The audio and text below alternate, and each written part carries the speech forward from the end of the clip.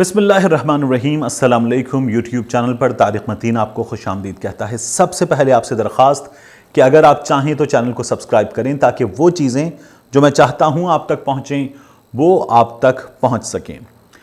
बुज़दिल भारत भीगी बिल्ली बन गया है और नरेंद्र मोदी ने चीन के सामने अपनी शिकस्त तस्लीम कर ली है। न सिर्फ अपनी शिकस्त तस्लीम कर ली है बल्कि नरेंद्र मोदी ने चीन के तमाम दावों को, मौजूदा सिचुएशन को भी तस्लीम कर लिया है। इस पर नरेंद्र मोदी को अपने मुल्क में अपने ही लोगों के हाथों तमाचे रसीद किए जा रहे हैं।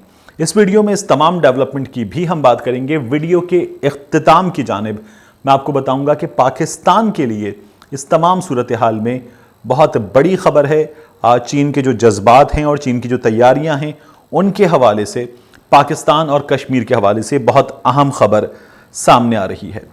तो सबसे पहले बात बुज़दिल भारत के भीगी बिल्ली बनने की। नरेंद्र मोदी ने भीगी बिल्ली बनने के बाद जो ऑल पार्टीज कॉन्फ्रेंस हुई, उस ऑल पार्टीज कॉन्फ्रेंस में एक बहुत बड़ा बयान दिया। नरेंद्र मोदी ने यह कहा कि चीनी फौजी भारत की सरजमीन पर दाखिल नहीं हुए, उन्होंने कहीं किसी मकाम, किसी चौकी पर कब्जा नहीं किया है। इस मौके पर भारत की रॉ के किरदार के बारे में सोनिया गांधी ने बहुत अहम सवाल किया और उनका ये पूछना था कि यहाँ इस तमाम सूरत हाल में क्या इंटेलिजेंस की कोई नाकामी है। तो भारत के वज़ीर दिफा राजनाथ सिंह ने कहा कि इंटेलिजेंस की कहीं कोई नाकामी नहीं हुई है।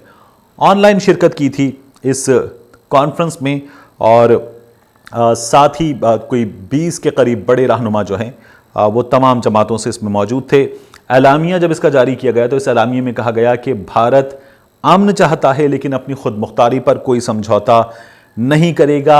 इस ऑल पार्टीज कॉन्फ्रेंस में रॉ की खूब इज्जत अफजाई की गई और जब ये सवाल हुआ कि क्या कोई इंटेलिजेंस नाकामी थी तो सबसे पहले जो है वो रॉ के किरदार पर यहीं पर बात हुई। अब जब नरेंद्र मोदी ने इस ऑल पार्टीज कॉन्फ्रेंस में ये कहा है कि कोई चीनी फौजी भारत की सरजमीन पर नहीं आया और किसी मकाम पर कोई कब्जा नहीं हुआ, तो इसके नतीजे में दो बातें हुई हैं। एक तो मोदी अपनी फौज की डिमांड से पीछे हट गया है। भारत की फौज के सरबराहान ने जो मुज़ाकरात में भी शामिल थे, मेजर जनरल्स, लेफ्टिनेंट जनरल्स, उनका ये कहना था कि चीनी यहां से वापस जाएं अपनी पोजीशन पर और चीनी इस वक्त जहां मौजूद हैं वो लाइन ऑफ एक्चुअल कंट्रोल के अंदर भारत की सरजमीन है। ये भारतीय जनरल्स का दावा था। लेकिन नरेंद्र मोदी अपनी फौज की डिमांड से पीछे हट गया है। या फिर इसका दूसरा मतलब यह है कि नरेंद्र मोदी ने अपनी ही फौज को झूठा साबित कर दिया है जो ये कह रहे थे कि चीनी फौजी भारत की सरजमीन पर मौजूद हैं, क्योंकि मोदी ने यह मान लिया है कि चीनी फौजी भारत की सरजमीन पर आए ही नहीं हैं। इसके बाद जो नरेंद्र मोदी से सवालात हो रहे हैं उन सवालात से पहले पूछना यह है कि जब चीनी फौज नहीं आई तो फिर इस तमाम लड़ाई में जहां 20 भारतीय फौजियों की जानें गईं, बाज़ हवालों से ये तादाद और भी ज़्यादा बताई जा रही है। भारतीय फौजी दर्जनों की तादाद में, बल्कि 100 से ज़ायद ज़ख्मी हुए हैं और 10 तो जो है वो चीन ने अभी वापस कर दिए, मुताद्दिद इसमें गिरफ्तार हुए थे। तो इस तमाम सूरत हाल में फिर दरअंदाजी तो भारतीय फौजियों की जानिब से की गई, क्योंकि भारत के वज़ीर आज़म तो मान रहे हैं कि चीनी फौजें अंदर नहीं आईं। और अगर दरअंदाजी भारतीय फौजियों की जानिब से चीन के इलाके में की गई तो फिर वापस जाओ का राग क्यों गाया जा रहा था मोदी सरकार की जानिब से? जब चीनी फौजी आए नहीं, उन्होंने कब्जा नहीं किया, तो फिर लड़ाई क्यों हुई? ये वो सवाल है जिसका भारत को जवाब देना होगा। ये सवाल भारत से, भारतीय सरकार से भारत में अब भारत के अपने लोग पूछ रहे हैं। सीनियर सहाफ़ी हैं सुहासिनी हैदर, तो उन्होंने जो सवाल किया नरेंद्र मोदी की इस ऑल पार्टीज कॉन्फ्रेंस में तकरीर और गुफ्तगू के बाद, वो ये था कि इस वक्त जहां चीनी फौज मौजूद है वो फिर चीनी फौज की सरजमीन है। उनका ये कहना है कि हमारे फौजी जो अपनी जानों से गए वो कहां मरे, वो भारत की सरजमीन पर मरे या चीन की हुदूद में जान से गए। उन्होंने एक सवाल यह भी किया है कि फिर अगर नरेंद्र मोदी मान रहे हैं कि चीनी फौजें अंदर नहीं आईं तो वजारत खारिजा ने यह बयान क्यों दिया था और क्यों कहा था कि चीनी फौजी वापस जाएं? लड़ाई भी इसी वजह से हुई है। इस तमाम सूरत हाल में अजय शुक्ला ने एक बहुत अहम बयान दिया। उनका यह कहना है कि नरेंद्र मोदी ने ये कहकर साफ जाहिर कर दिया है कि वो इस तमाम सिचुएशन को जो इस वक्त है, जहां चीन अपने इलाके, अपनी सरजमीन भारत से वापस लेता जा रहा है, उनका यह कहना है कि सब सेट हो गया है। उन्होंने ट्वीट किया है और भारतीय वजीर आजम ने सिग्नल दे दिया है कि गलवान वादी, जिसके दिफा के लिए 20 फौजियों ने अपनी जान दी, वो भारत का हिस्सा नहीं है, ये नरेंद्र मोदी ने मान लिया है। और अब चीनी हुकूमत ने इसके बाद अपने वादे को दोहराया है। चीन की वजारत खारिजा की जानिब से एक बड़ा एलामिया जारी किया गया है। उस एलामिया में स्टेप बाय स्टेप गलवान वादी के हवाले से, इस तमाम सूरत हाल के हवाले से एक बड़ा बयान जारी किया गया है। दूसरी जो डेवलपमेंट हुई है इस तमाम सूरत हाल में, वो बहुत अहम है।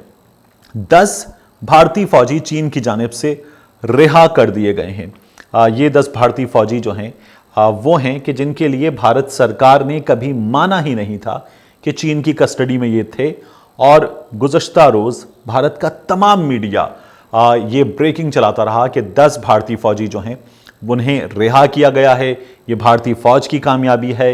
एक तवील मुज़ाकरात का सिलसिला हुआ और इन मुज़ाकरात में चीनी फौज को मजबूर किया गया कि वो भारत के इन फौजियों को रिहा कर दे।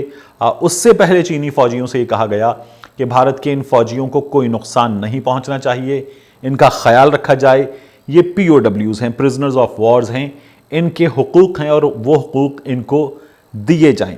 जिसके नतीजे में चीन ने पहले तो इन तमाम फौजियों की तस्वीर दिखाई और बताया कि ये ठीक हालत में हैं, इनके साथ कोई बुरा सलूक नहीं किया गया है। और फिर मुज़ाकरात के नतीजे में चीनी साइड से दावा किया जा रहा है कि जो चीन ने कहा था कि भारत की जानिब से तमाम लड़ाई शुरू की गई, भारतीय फौज ने चीन की टेरिटरी में जाकर ये लड़ाई की थी। और मैंने आपको इंडियन ट्रिब्यून का हवाला देते हुए बताया था कि किस तरह से ये साबित होता है कि लड़ाई भारतीय फौज ने शुरू की और भारतीय फौज लाइन ऑफ एक्चुअल कंट्रोल के उस जानिब जहां चीन की सरजमीन है, भारतीय फौज दाखिल हुई थी, तो वहां पर ये तमाम लड़ाई हुई। अब चीन की जानिब से कहा गया था कि भारतीय फौज माफ़ी मांगे, वजारत खारिजा माफ़ी मंगवाए और न सिर्फ माफ़ी मांगे बल्कि इनको सज़ा दी जाए इनके इस एक्शन की। तो वो डिमांड पूरी हुई है। उसके बाद ये 10 फौजी जो हैं वो रिहा किए गए हैं। इस तमाम सूरत हाल में नरेंद्र मोदी की 2 मुश्किलें जो हैं वो बहुत बड़ी हैं। नरेंद्र मोदी के लिए सबसे पहली मुश्किल यह है कि वो अपने लोगों को, भारतीयों को ये बताएं कि चीन का जानी नुकसान हुआ है। अगर 20 फौजी भारत के जान से गए हैं, कुछ दर्जन से ज़्यादा फौजी भारत के गिरफ्तार हुए हैं, उनमें से कुछ रिहा हो गए हैं, तो चीन का कितना जानी नुकसान हुआ है, भारतीय फौजें कितनी जवां मर्दी से लड़ी हैं, भारतीय फौजों ने चीन को कितना जानी नुकसान पहुंचाया है, ये तमाम बातें बताई जाएं। वरना भारत के लोग सवाल कर रहे हैं कि भारत का वो मीडिया जो ये कह रहा था कि छोटे छोटे कद काट के चीनी फौजी किसी काम के नहीं हैं, ये लड़ना नहीं जानते, भारतीय सेना के शक्तिशाली सूरमा चीन के फौजियों का सुरमा बनाकर रख देंगे। अब उन फौजियों का अपना सुरमा बन गया है। तो एक तो उन्हें अपने लोगों को बताना होगा कि चीन का भी जानी नुकसान हुआ है। लेकिन ये बताने से पहले जो भारतीय सरकार मुसलसल झूठ बोलती रही है, वो झूठ उनके गले की हड्डी बन गया। ये झूठ उन्होंने पाकिस्तान में सर्जिकल स्ट्राइक के हवाले से भी कहा था, दावा किया था। और फिर उसके बाद भारतीय अपोजिशन ने कहा कि सर्जिकल स्ट्राइक के सबूत दीजिए। भारत के आम आदमी ने सबूत मांगा था, लेकिन ये सबूत मोदी सरकार देने में नाकाम रही थी। अब की बार भी वही सूरत हाल है। नरेंद्र मोदी ने पहले तो इन तमाम फौजियों के हवाले से झूठ बोला कि कोई फौजी चीनी फौज के कब्जे में नहीं है।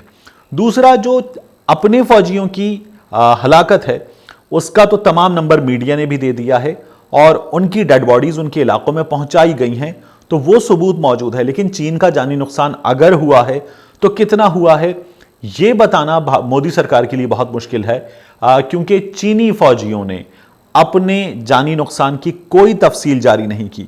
उनकी जानिब से मैंने आपको बताया था, ग्लोबल टाइम्स के एडिटर हुजी जिन, उन्होंने बताया कि बड़ा अच्छा किया है चीनी हुकूमत ने, क्योंकि अगर जानी नुकसान की तफसीलात बता दी जाएं तो लोग जुनून में मुब्तला होकर ये हिसाब करने बैठ जाते हैं कि किस जानिब किसका कितना जानी नुकसान हुआ है। तो ये बड़ी अच्छी हिकमत अमली है चीनी हुकूमत की। मगर अब डिनाइल में मौजूद भारतीय सरकार अब ये लोगों को बताने पर मजबूर है कि चीन का जानी नुकसान हुआ है, कितना हुआ है, कैसे हुआ है, ये बताने के लिए उनके पास कोई सबूत नहीं है। चीन की साइड से कोई कंफर्मेशन नहीं है। दूसरी मुश्किल मोदी सरकार की जो है वो और भी दिलचस्प है। दूसरी मुश्किल यह है कि चीनी फौज को, जिसने भारत के दावे के मुताबिक, भारतीय फौज के दावे के मुताबिक भारतीय सरजमीन पर कब्जा किया है, उसे वापस कैसे धकेला जाए, क्योंकि नरेंद्र मोदी तो खुद बाज़ाब्ता ऑल पार्टीज कॉन्फ्रेंस में मान चुके हैं कि चीनी फौज दाखिल ही नहीं हुई है। भारतीय वजारत खारिजा कह रही है कि चीनी फौज अंदर आई है, चीनी फौजी कह रहे हैं कि चीनी फौज अंदर आई है, भारतीय फौजी कह रहे हैं कि चीनी फौज अंदर आई है, बैनुल अक़वामी मुबस्सिरीन बता रहे हैं, अल जज़ीरा, CNN, BBC बता रहा है कि चीनी फौज अंदर आई है, 60-70 स्क्वायर किलोमीटर पर कब्जा कर लिया है। लेकिन मोदी सरकार जब यह कह चुकी कि ऐसा कुछ नहीं हुआ, तो अब यह बड़ी मुश्किल है कि चीनी फौज को वापस धकेला कैसा जाए उन इलाकों में जहां वो आए ही नहीं है। इसके बाद मैंने आपसे कहा था कि बहुत अहम बैनुल अक़वामी उमूर के माहिर हैं, पाकिस्तान से जुड़ी जो खबर है ये है विक्टर गाओ। ये बीजिंग में एक तज्ज़िया निगार हैं और इन्होंने भारत को ये बताया है कि अगर भारतीय फौज उस तमाम टेरिटरी से जो चीन की है वापस नहीं गई तो चीन मजबूर हो जाएगा एक जंग के आगाज पर, ताकत के इस्तेमाल पर, ताकि अपने इलाके भारत से वापस ले सके। विक्टर गाओ ये कहते हैं कि फिर ये लड़ाई रुकेगी नहीं, और जो भारतीय लॉजिक है कि दीगर पड़ोसी जो हैं वो परेशान हों, तो चीन उसी लॉजिक के तहत उस मकबूजा कश्मीर तक पहुंचेगा जो भारत के तसल्लुत में है और उसे आज़ाद करवाएगा, क्योंकि पाकिस्तान भी भारत की इन तमाम हरकतों से अनकंफर्टेबल है। और ये कहते हुए विक्टर गाओ का कहना है कि फिर मकबूजा कश्मीर को भारत से आज़ाद करवाया जाएगा। भारतीय फौज को चाहिए कि फौरन वो टेरिटरी, वो इलाके जो चीन के हैं वो खाली कर दे, वगरना ये पूरा खित्ता जंग की लपेट में आ जाएगा और इसका जिम्मेदार भारत होगा। तो ये जो भी हक़ाइक़ थे मैंने आपके हवाले कर दिए। आपसे अगले व्लॉग में मुलाकात होगी, लेकिन उससे पहले आपसे ये दरख्वास्त कि आपने चैनल को सब्सक्राइब किया हुआ है, अगर नहीं किया तो इसे सब्सक्राइब करें। इसके साथ साथ आप जो कमेंट्स करते हैं, आप जो राय देते हैं, मेरी कोशिश होती है कि मैं उसे अपनी इन वीडियोस का हिस्सा बनाऊं, उन चीज़ों के बारे में वीडियोस करूं जिन पर आप बात करें। ओवरसीज़ पाकिस्तानी जो हैं हमारे भाई, उनमें से बहुत से लोगों ने कुछ मसाइल बताए हैं और कहा है कि इन मसाइल के सिलसिले में भी बात की जाए। तो कोशिश होगी कि इन्हें जल्द अज जल्द जो है वो हिस्सा बनाया जाए, ताकि अगर आपकी आवाज़ कहीं तक पहुंचाना मकसूद है तो मैं उसमें जो भी मेरा छोटा सा हिस्सा है वो अदा कर सकूं। मिलते हैं आपसे अगले व्लॉग में।